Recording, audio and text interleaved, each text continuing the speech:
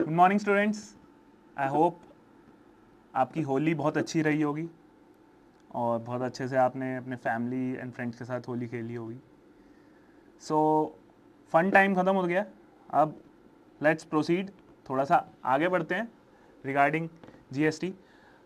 Basics हमने GST के पढ़ लिए थे कि जीएसटी क्या है, जीएसटी क्यों लाया गया, क्या हिस्ट्री रही, कैसे रहा, और साथ ही साथ कौन से गुड्स हैं उसके अंदर, गुड्स की डेफिनेशन क्या है, सर्विसेज की डेफिनेशन क्या है, इस बारे में हम डिस्कस कर चुके हैं।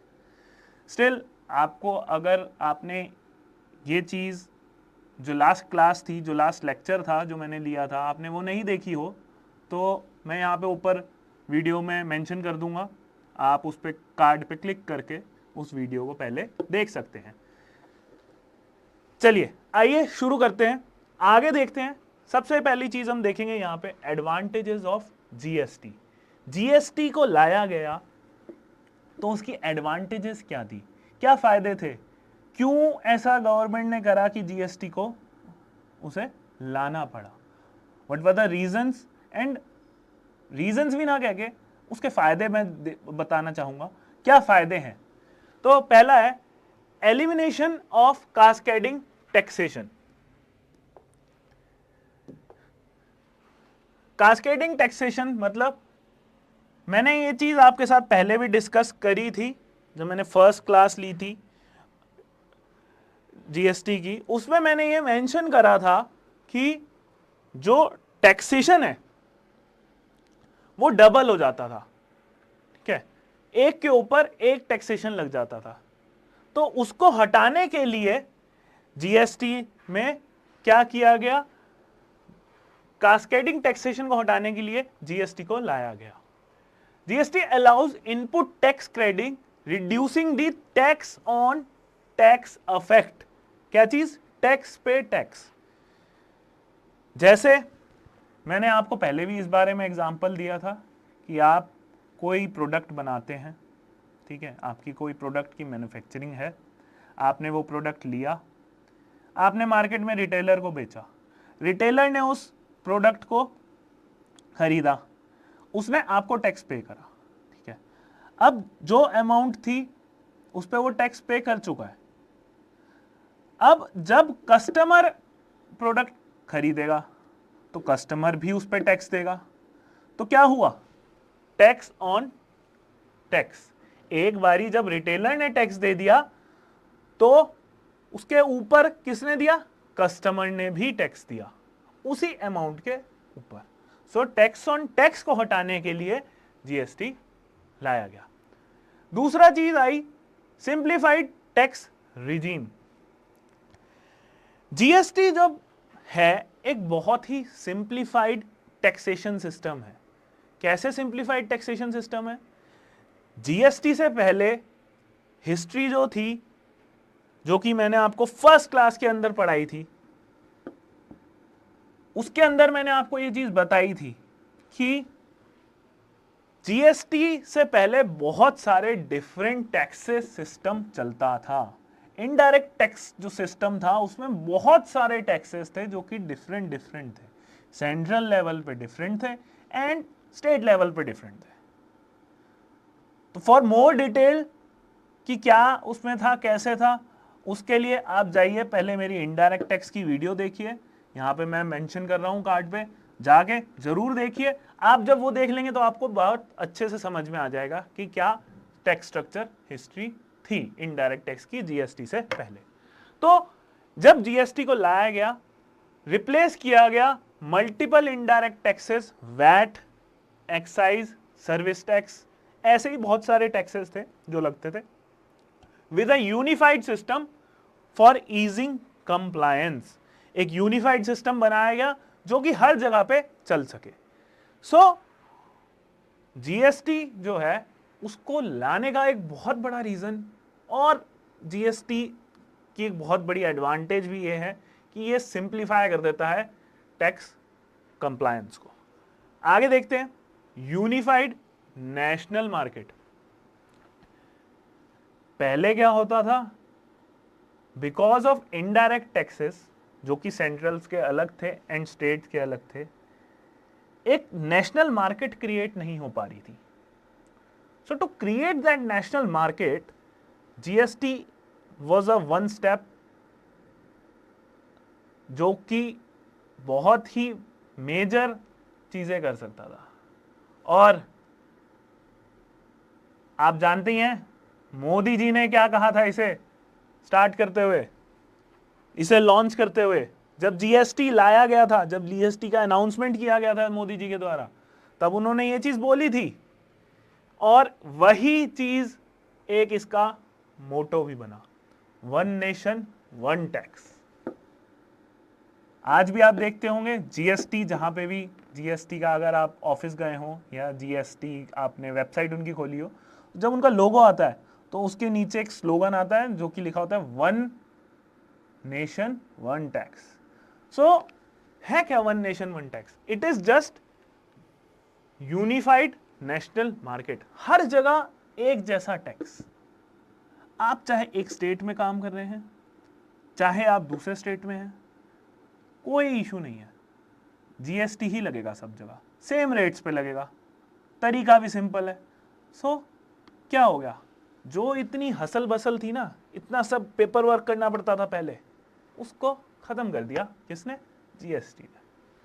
आगे आगे देखते हैं. Enhance transparency. ट्रांसपेरेंसी का मतलब क्या होता है? ट्रांसपेरेंसी का मतलब है बिल्कुल ट्रांसपेरेंट हो गया, बिल्कुल आप आर पार देख सकते हैं उसके. बिल्कुल एकदम स्ट्रक्चर ऐसा है कि बिल्कुल आर पार देख लेंगे आप, कोई दिक्कत नहीं है. ऐसा कैसे हो गया? ऐसा इस वजह से हो गया क्योंकि डिजिटल फाइलिंग्स हो गई. आपको जो फाइलिंग करनी है ना, वो डिजिटली करनी है, ऑनलाइन करना है आपने फाइलिंग. इसी वजह से बहुत ही इजी हो गया प्रोसेस. क्यों? हर एक कोई कर सकता है जिसे टेक्नोलॉजी की नॉलेज है, थोड़ी टैक्सेस की नॉलेज है, वो बहुत इजीली इसके जो इनवॉइसेस हैं वो फिल कर सकता है. इससे एक चीज और कम हुई. क्या? Intervention and corruption. करप्शन कम हो गया. क्यों? क्योंकि जीएसटी एक ऐसा स्ट्रक्चर है जहां पे आप बिल्स को अपने छुपाना मुश्किल है आपके लिए,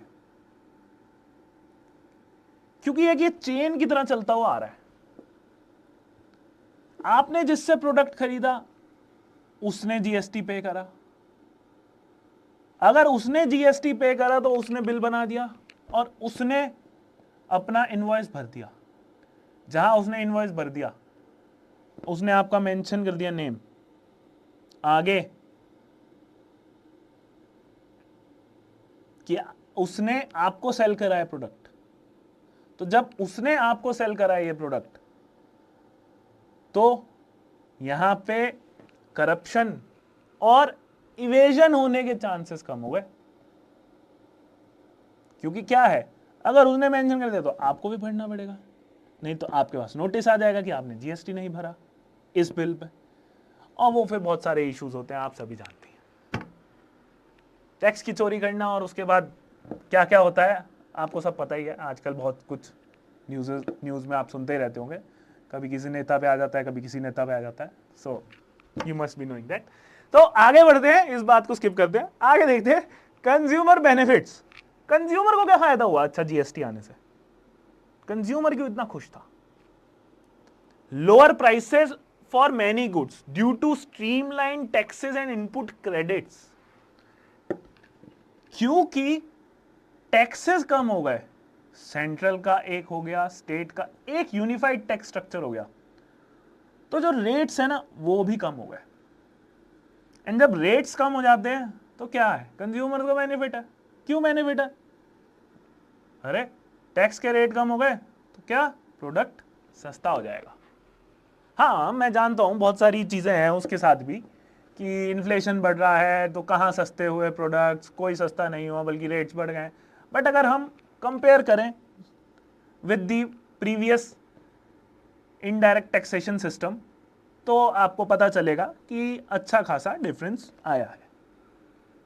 बट हाँ कंपैरेटिवली हम ये देखें कि कैसी इकॉनमी चल रही है और क्या चीज़ें उसमें इश्यूज क्रिएट हो रहे हैं, सो वो सारी चीज़ें यहाँ पे नहीं है। सो ये था कि कंज्यूमर को क्या बेनिफिट हुआ।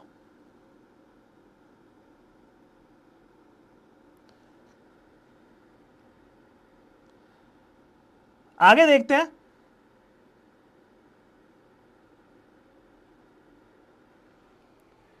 दूसरा है बूस्ट टू एक्सपोर्ट्स। एक्सपोर्ट्स भी बूस्ट हुए। कैसे? एक्सपोर्ट्स का क्या मतलब है?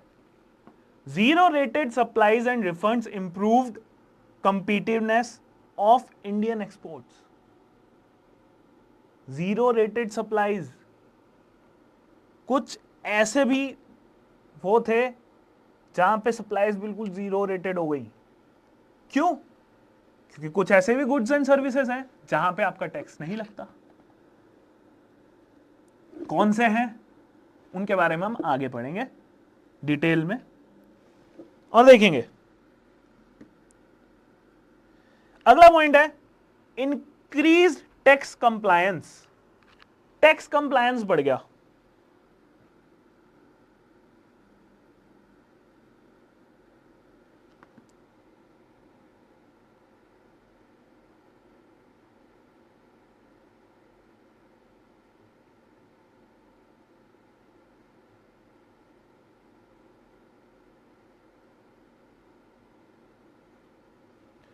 टैक्स कंप्लायंस बढ़ गया, मतलब टैक्स का जो एरिया था ना वो बढ़ गया।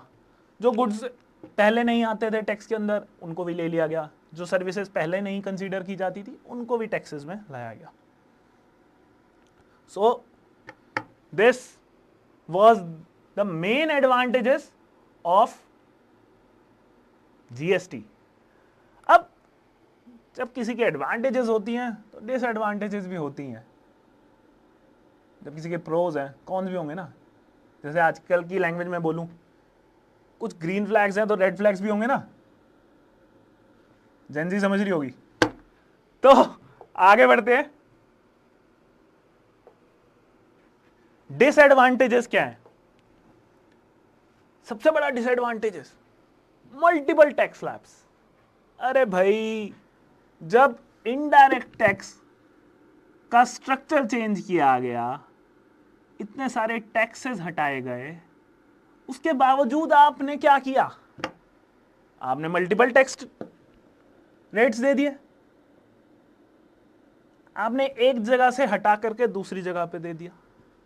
फर्क क्या हुआ? बस फर्क इतना हुआ या हमने 7-8 अलग डिपार्टमेंट्स को नहीं वो करा। अब एक डिपार्टमेंट के अंदर पेपर स्ट्रक्चर करना है जी, रेट अलग अलग रहेंगे, हर प्रोडक्ट का रेट अलग अलग है। आपने पीछे सुना भी होगा, अभी एक बहुत मीम चला था, हमारी फाइनेंस मिनिस्टर है उनके ऊपर, पॉपकॉर्न, आपको याद हो तो पॉपकॉर्न पे जीएसटी रेट बढ़ गए, आ गए थे कि आप अगर कैरामल पॉपकॉर्न खाएंगे तो उस पर 18% है, नॉर्मल पॉपकॉर्न खाएंगे तो उस पर 5%। सो ये चीज जो है ना, ये लोगों को पसंद नहीं आई। क्या है? Multiple tax slabs. ये एक बहुत बड़ा डिसएडवांटेज है। हालांकि जब जीएसटी को लाने की बात करी जा रही थी, जो दूसरी कंट्रीज हैं जहां पे जीएसटी पहले से लगा हुआ था, पहले से इफेक्टिव था, वहां पे जब टैक्स स्ट्रक्चर देखा गया तो ये देखा गया कि वहां पे भी बहुत सारे कंट्रीज में स्लैब्स हैं, बट कुछ कंट्रीज ऐसी थी जिन्होंने एक टैक्स स्ट्रक्चर रखा हुआ है और एक टैक्स रेट रखा हुआ है। सो एडॉप्शन उसी क्या था, but due to some constraints multiple tax rates लाने पड़े। चलिए आगे देखते हैं। Compliance burden. अब कंप्लायंस तो बढ़ गया, ज्यादा कंपोनेंट्स आ गए, ज्यादा गुड्स आ गई, सर्विसेज को ले लिया गया जीएसटी के अंडर, बट मेजर चीज क्या है? कंप्लायंस बर्डन कैसे बढ़ गया? यार पहले साल में एक बार ही आप टैक्स के लिए डिटेल्स भरते थे। अब इसमें इन्होंने क्या कर दिया, मंथली एंड क्वार्टरली रिटर्न। आपको मंथली रिटर्न भेजनी है, आपको हर महीने जीएसटी का रिटर्न फाइल करना है। ये क्या है, एक एक्स्ट्रा बर्डन आ गया किस पे, जो भी आप सप्लाई कर रहा है गुड्स एंड सर्विसेज को, उसके ऊपर। सो एक कंप्लायंस बर्डन बढ़ गया, जीएसटीएन पोर्टल पे स्ट्रेस आ गया कि जीएसटीएन पोर्टल पे हमारे को ये चीज करनी है। अगला आ गया इनिशियल इंप्लीमेंटेशन इश्यूज। देखो ये तो बेसिक सी चीज है, कोई भी चीज नहीं लाया जाए उसके अंदर इनिशियल इंप्लीमेंटेशन होने में दिक्कत होती है, और बहुत नॉर्मल सी चीज है। आप एंड्रॉयड फोन से एप्पल में जाते हो, दिक्कत होती है ना, कैमरे के लिए जा रहे हो, लेकिन जो एप्स आपको परचेज करनी पड़ेंगी वो इशू, तो थोड़ा तो चेंज आएगा, थोड़ा टाइम भी लगेगा अडॉप्ट होने में। तो इनिशियल इंप्लीमेंटेशन फेज है, डिसएडवांटेज नहीं मानूंगा, बट हाँ ठीक है, स्टार्टिंग में दिक्कत होती है हर चीज में, 2 साल 3 साल 4 साल 5 साल, but when you get used to तो वो इशू नहीं होता। अगला higher cost for some sector. देखो जब मैंने बात करी मल्टीपल टैक्स रेट्स की, तो मैंने ये चीज समझाई कि लोगों को ये चीज पसंद नहीं आई, और बात भी सही है। चलो टैक्स स्ट्रक्चर हम समझ लेते हैं कि टैक्स रेट डिफरेंट है, बट डिफरेंट होने के बाद इतने ज्यादा 18%, 28%, थोड़ी नाइंसाफी है। और कुछ सर्विसेज और टैक्स, कुछ सर्विसेज या कुछ गुड्स ऐसे थे जिनमें टैक्स इंक्रीज हो गए ड्यू टू दिस। जैसे पहले उन पे 15% लग रहा था, उसके बाद उन पे लगने लगा 18%। तो थोड़ा सा टैक्स भी बढ़ गया, कॉस्ट बढ़ गई कुछ सर्विसेज की, कुछ गुड्स की ड्यू टू दिस। आगे देखते हैं एक्सक्लूजन्स। इन्होंने एक चीज ऐसी करी कि सारे गुड्स नहीं लिए, कुछ अभी भी छोड़ दिए, कि कुछ चीजें तो अभी भी हैं जिन पे जीएसटी नहीं लगेगा। क्या कौन सी चीजें हैं? Petroleum, alcohol and real estate.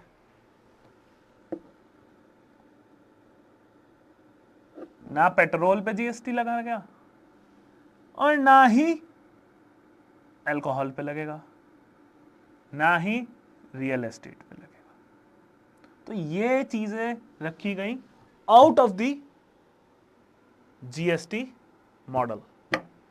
हालांकि बात चल रही है कि इनको भी इंक्लूड करा जाता है, करा जाए धीरे धीरे करके, बिल लाया जाता है, बट यू नो हमारी देश की पॉलिटिक्स वोट बैंक पे चलती है, तो इट्स गेटिंग डिलेड। हो जाएगा जब टाइम आएगा, बिल्कुल हो जाएगा, और एकदम हो जाएगा लोग देखते रह जाएंगे। So these were the advantages and disadvantages of GST. आगे देखते हैं, अब हम बात करेंगे फ्रेमवर्क की। जीएसटी का फ्रेमवर्क क्या है? हमारी जो कंट्री है ना, उसने जीएसटी का एक फ्रेमवर्क अपनाया जिसे कहा डुअल जीएसटी। अब डुअल का मतलब क्या होता है? दो। अब दो से क्या मतलब है? दो से ये मतलब है कि हमारे यहां जो भी चीज गवर्न होती है वो दो जगह चलती है डिफरेंटली, एक सेंट्रल एंड एक स्टेट। तो बिकॉज ऑफ दैट हमें डुअल जीएसटी फ्रेमवर्क अपनाना पड़ा। क्या होता है डुअल जीएसटी फ्रेमवर्क में? डुअल जीएसटी,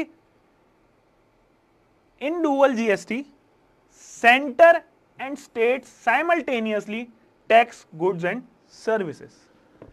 ये दोनों ही, स्टेट भी एंड सेंटर भी, दोनों ही गुड्स को एक साथ टैक्स करते हैं, गुड्स एंड सर्विसेज को।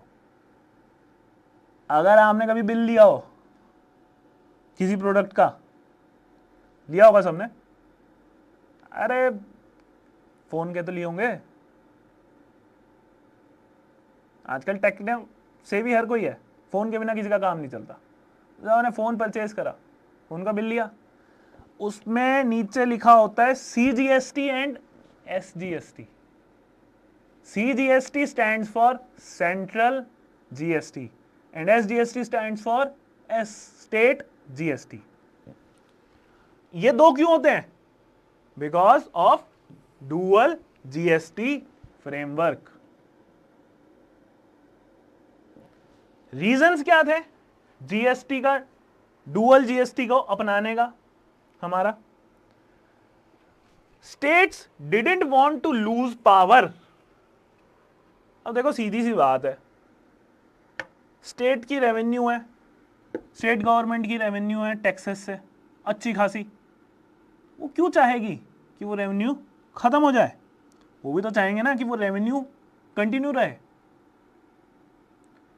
सो फॉर दैट पर्पसेस वो पावर को नहीं छोड़ना चाहते थे, एंड उस पावर को ना छोड़ना एक बहुत बड़ी चीज है, and that is why dual GST.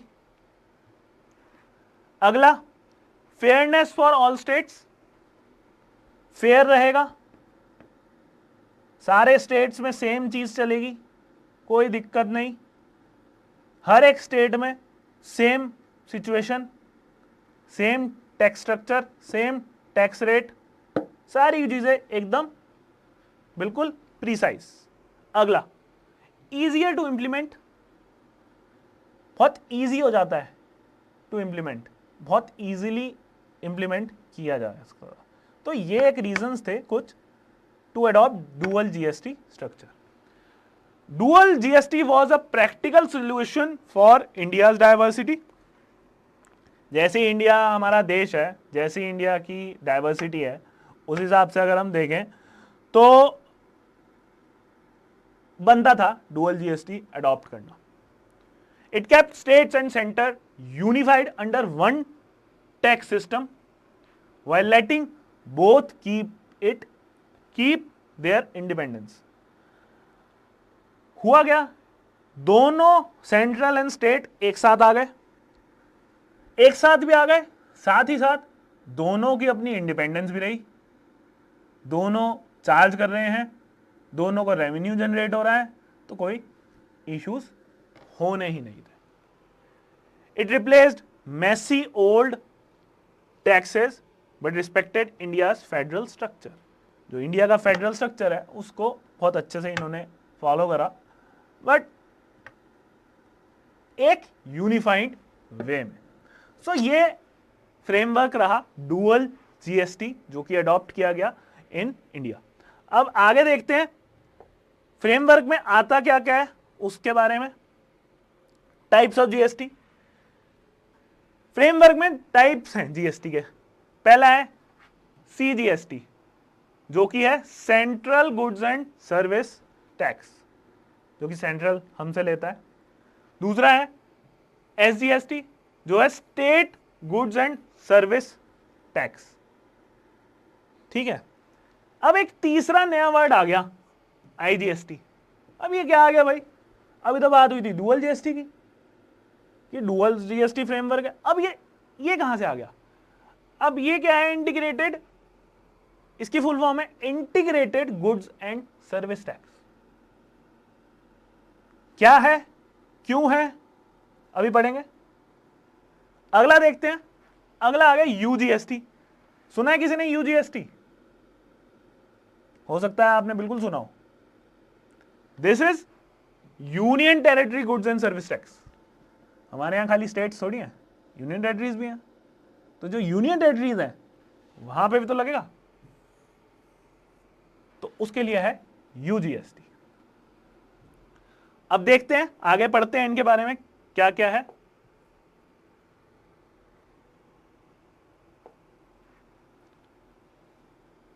पहला है सेंट्रल जीएसटी।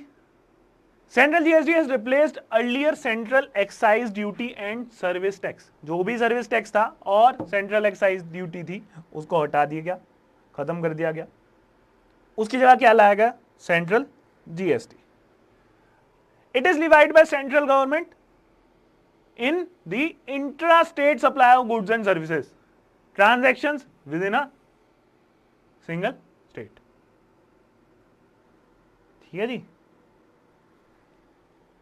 ट्रांजैक्शन जो हुई सिंगल स्टेट में विद इन, चाहे सप्लाई हुई गुड्स चाहे सप्लाई हुई सर्विसेज, कुछ भी हुआ हो, सबके अंदर क्या लगेगा? सीजीएसटी लगेगा। ठीक है, आगे देखते हैं।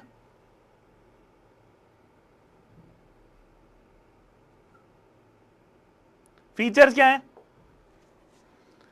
CGST has been implemented after सब एज्यूमिंग सेंट्रल इनडायरेक्ट टैक्सेस। जो भी सेंट्रल इनडायरेक्ट टैक्सेस पहले से चलते आ रहे थे उनको सबको खत्म कर दिया गया और CGST को लाया गया। Administration and utilisation of all the amount collected under CGST shall lie with the central government। Major चीज क्या है इसमें? मेजर चीज ये है कि जो भी टैक्स कलेक्ट किया जाएगा CGST के तौर पे वो कहां जाएगा? सारा का सारा यूटिलाइज कौन कर सकता है? Central government. सारा का सारा किसके पास जाएगा? सेंट्रल गवर्नमेंट के पास। तो एडमिनिस्ट्रेशन भी वही करेगा और यूटिलाइजेशन जो है उस अमाउंट की वो भी वही करेगा। जैसे कि हमारे घरों में होता है, ज्यादातर घरों में जो पैसे आते हैं उनका एडमिनिस्ट्रेशन एंड यूटिलाइजेशन कैसे होना है, कहां होना है, कब होना है, क्या होना है, वो सारा कौन देखता है? हमारे घर की मम्मियां। हर किसी की मम्मी होंगी घर पे, आने देखा होगा। घर का राशन, घर का सामान जो भी लाना है उसका खर्चा जो होना है ना, कहाँ से होना है, कैसे होना है, वो कौन देखता है? आपकी मदर्स। तो वैसे ही सेंट्रल गवर्नमेंट है। CGST जब लगेगा कौन देगा उसका एडमिनिस्ट्रेशन और utilisation? Central government. Amount of CGST charges will be shown separately in the tax invoice. जैसे कि मैंने अभी थोड़ी देर पहले आपको एक एग्जांपल दिया था कि कोई भी आप इनवॉइस लेते हैं, मैंने एग्जांपल दिया था मोबाइल फोन आपने परचेज किया तो वहां पे दो मेंशन किए जाते हैं टैक्सेस में नीचे, CGST एंड SGST। तो बेसिकली एक ही GST क्यों नहीं दिखाया जाता? अभी मैंने आपको बताया कि दो स्ट्रक्चर हैं, इसी वजह से वहां पे CGST एंड SGST दोनों अलग अलग चार्ज होते हैं। अब मेन प्रोसेस क्या है चार्ज करने का? जी रेट तो एक है। अब मैं अगर बोलूं रेट तो जी 5% है या 12% है या 18% है या 28% है, तो क्या SGST पे 28% लगेगा, CGST पे एंड SGST पे फिर 28% लगेगा? ऐसा होगा नहीं। अगर मैं कंसीडर करूं कि मैं कोई प्रोडक्ट परचेज कर रहा हूं जिसपे 12% का GST लगना है, तो CGST जो लगेगा वो लगेगा 6% एंड SGST जो लगेगा वो लगेगा 6%। टोटल हो जाएगा 12%। तो बेसिकली हुआ क्या? एग्जाम्पल भी मैंने दिया हुआ है। If GST rate is 12%, rate of GST shall be 6%। CGST का जो रेट है वो क्या रहेगा? 6% और SGST का 6%। मतलब बेसिकली जो भी GST लगना है उस प्रोडक्ट पे, जो भी रेट लगना है उसका हाफ जाएगा सेंट्रल को एंड हाफ जाएगा स्टेट को। ठीक है, अब आगे देख लेते हैं। अगला हमारा है SGST। सेम है बिल्कुल, कोई डिफरेंस नहीं है। CGST and SGST are almost same, बस थोड़ा सा डिफरेंस आ जाएगा। क्या डिफरेंस आ जाएगा? पहली चीज देखते हैं, state GST has replaced earlier state VAT entry tax, octroi, luxury tax etcetera. जो भी स्टेट टैक्सेस लगते थे पहले, octroi, entry tax, luxury taxes, entertainment taxes, सबको हटा दिया गया। सबकी जगह क्या कर दिया? जीएसटी, एसजीएसटी यूज होगा। अब जो भी सप्लाईज होंगी इंट्रा स्टेट में, विद इन स्टेट, एक स्टेट के अंदर अंदर जितनी भी ट्रांजैक्शंस होंगी गुड्स एंड सर्विसेज पे, उन पे क्या लगेगा? एसजीएसटी। ठीक है, सीजीएसटी भी लगेगा और एसजीएसटी भी लगेगा। अगला देखते हैं इसके क्या फीचर्स हैं। SGST has been state VAT, entry tax, octroi, luxury tax etcetera. तो सबको क्या कर दिया गया है? हटा दिया गया उसकी जगह। Earlier states were charging various taxes and cesses at different rates.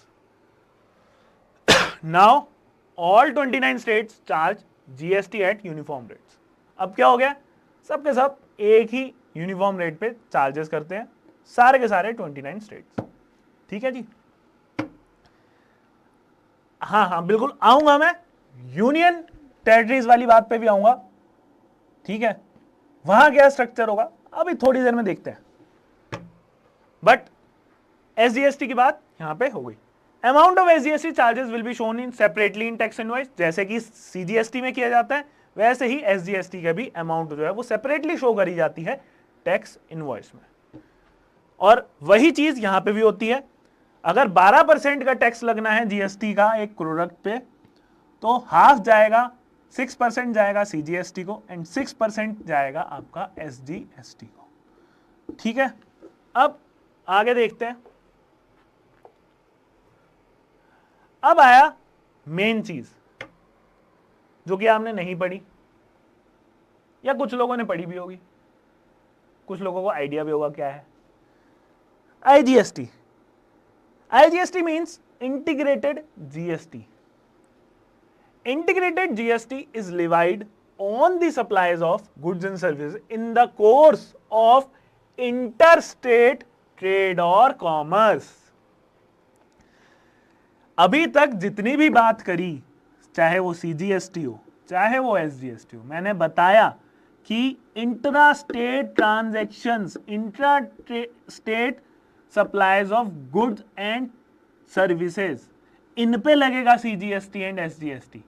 But जब बात आएगी इंटर स्टेट, एक स्टेट से दूसरी स्टेट्स में जाने के लिए, एक स्टेट से दूसरी स्टेट में गुड्स की सप्लाई होने के लिए जब बात होगी, तो क्या लगेगा?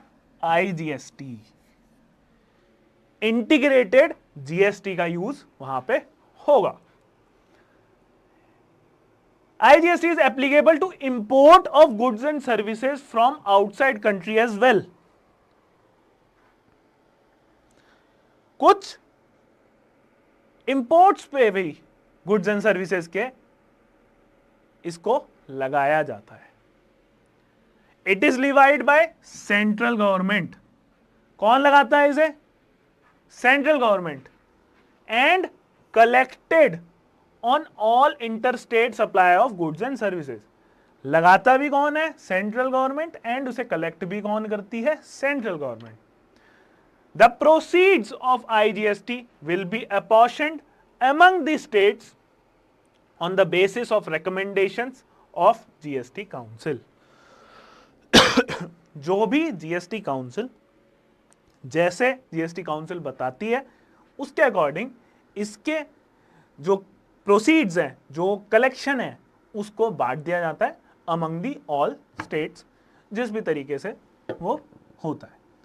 सो इंटीग्रेटेड जीएसटी कब लगता है? जब इंटर स्टेट ट्रांजैक्शंस होती हैं गुड्स एंड सर्विसेज की। एक जगह से दूसरी जगह, एक स्टेट से दूसरी स्टेट में कोई ट्रांजैक्शन होती है, तो इंटीग्रेटेड जीएसटी लगाया जाता है। अब इंटीग्रेटेड जीएसटी जो है उसे कलेक्ट कौन करता है? सेंट्रल करती है। उसको लगाता कौन है? सेंट्रल गवर्नमेंट करती है। और उसको बांटता कौन है? वो भी सेंट्रल गवर्नमेंट करती है according to the GST council. तो ये था आईजीएसटी। अब बात करते हैं हम फीचर्स की। इसकी क्या है? बहुत इजी है। Power to impose IGST on the supply of goods and services in the course of inter state trade of commerce with the central government. ये हमने बात कर ली अभी। पावर किसके पास है? सेंट्रल गवर्नमेंट के पास, लिवाई करने की भी और कलेक्ट करने की भी। Interstate supplier shall pay IGST on value addition after adjusting available credit for IGST, CGST and SGST. है क्या?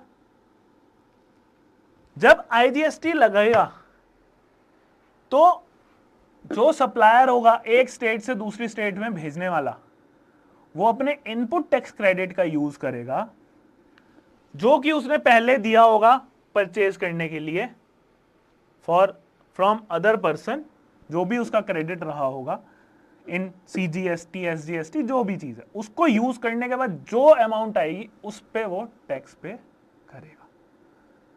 तो दिस इज आईजीएसटी। अभी हम बेसिक्स पे हैं, थोड़ा सा आगे हम डिटेल्स में समझेंगे तो आपको बिल्कुल क्लैरिटी आ जाएगी कि कहां से कैसे कब लगाया जाता है।